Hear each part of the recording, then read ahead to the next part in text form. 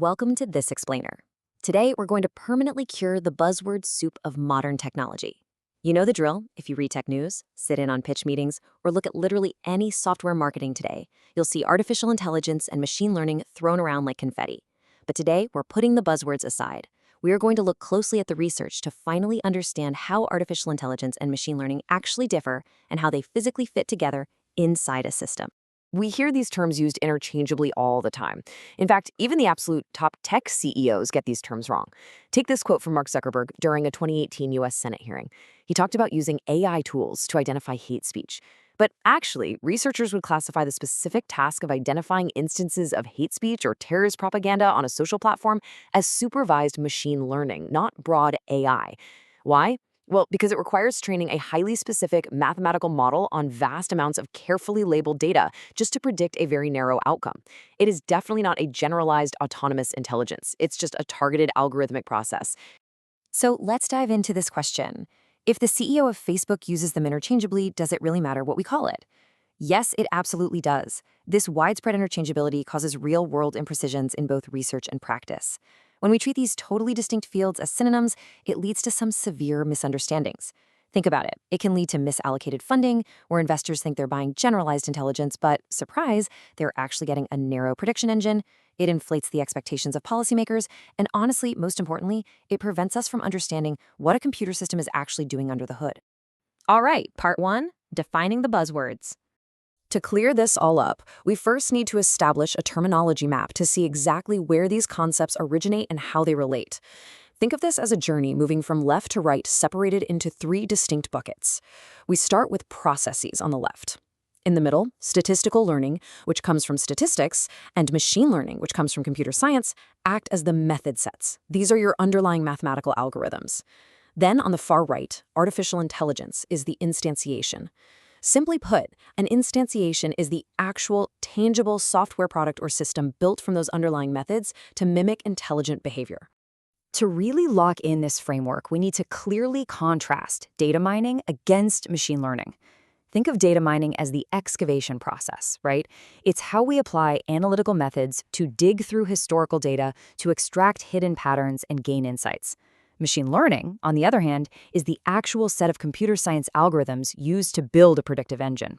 So if data mining is sifting through the dirt to find the gold, machine learning is using blueprints and gears to build an automated refinery. Machine learning provides the strict algorithmic foundation that modern AI ultimately uses to function. Moving on to part two, anatomy of intelligent agents. To see exactly how machine learning acts as that foundation, we literally need to build an AI from the ground up.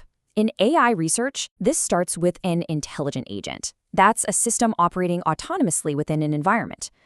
Think of this as the biological body of the machine. It uses sensors to perceive its environment, it has an internal program to decide what to do with that input, and it uses actuators to perform actions. If you picture an automated stock trading bot, a data feed parsing market prices is the sensor, the trading algorithm is the internal program, and the digital trigger executing the buy order is the actuator. The whole shebang navigates toward a rationally ideal outcome. Just like a human body, when building these agents, software engineers strictly separate form and function. We separate the front end from the back end. The front end is your interface, the sensors and actuators. These are the senses and limbs interacting with the physical or digital world. That could be a physical thermometer reading temperatures in a factory, or it could be a digital scraper reading social media sentiment. The back end is the central thinking layer, where that ingested data is meticulously processed and the actual decisions are made before sending a command back out to the limbs. Now, understanding this data flow reveals something incredibly vital. The thinking back end isn't just one big mysterious black box. It's actually completely split into a learning sublayer and an executing sublayer. Data flows in from the environment to the front end, but once it reaches that back end brain, it hits a fork in the road. The data flows into the executing backend to make an immediate decision, and sometimes it also flows into a learning backend to improve the system for tomorrow. Which brings us to part three, executing versus learning backends. This specific split inside the brain of the agent is exactly where machine learning lives within artificial intelligence. So, the crucial point here is comparing simple reflex agents against learning agents. A simple reflex agent only have an executing backend. It relies on a machine learning model that was trained exactly once, deployed into the wild, and never touched again. It just blindly executes its commands based entirely on that past training. A learning agent, however, actively uses a learning backend. It continuously captures user behavior, recalculates its internal mathematical weights, and outputs revised predictions. It's constantly adapting based on new feedback from its environment. Let's ground this in reality, because the stakes here can literally be life or death.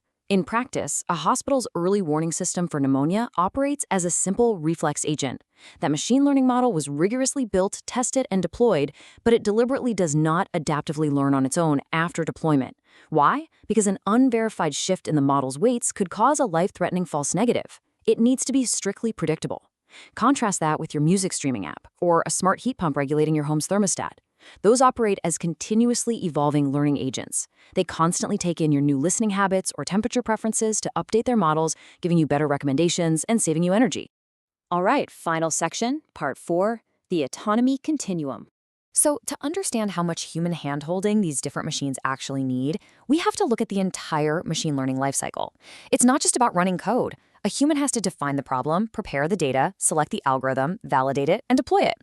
Executing a deployed model might be fully automated by the agent, but maintenance requires heavy human involvement.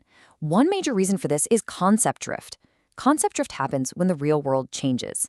The data the model was originally trained on yesterday, it no longer reflects the reality of today. When concept drift occurs, humans have to step back in, find new data sources, and painstakingly retrain the model. Because of this life cycle and the very real threat of concept drift, we have to view AI on a continuum. On one side, we have full human involvement with no agent autonomy. On the other, full agent autonomy with no human involvement. Take an autonomous car, for example. It has massive agent autonomy while driving. That's the executing backend making split-second decisions. But what if it encounters a newly designed, highly unusual traffic sign it has never seen before? Learning to recognize that new sign pushes us all the way back to the far left of this continuum. It requires full human intervention. Human engineers must collect images of that new sign, human data labelers literally have to manually tag thousands of those images, and developers must feed that backend to retrain the learning backend. But here's the thing. As we continue to develop advancements like transfer learning, where a machine can take a model trained for one specific task and seamlessly apply it to a totally new environment, and as we build better ways for agents to autonomously detect changes in their own data, the need for this human involvement is going to shrink. So we have to ask ourselves this final provocative question. As the learning backends of these machines become fully autonomous, where exactly will the human fit in the loop tomorrow? Thank you for joining me for this explainer, and keep questioning the buzzwords.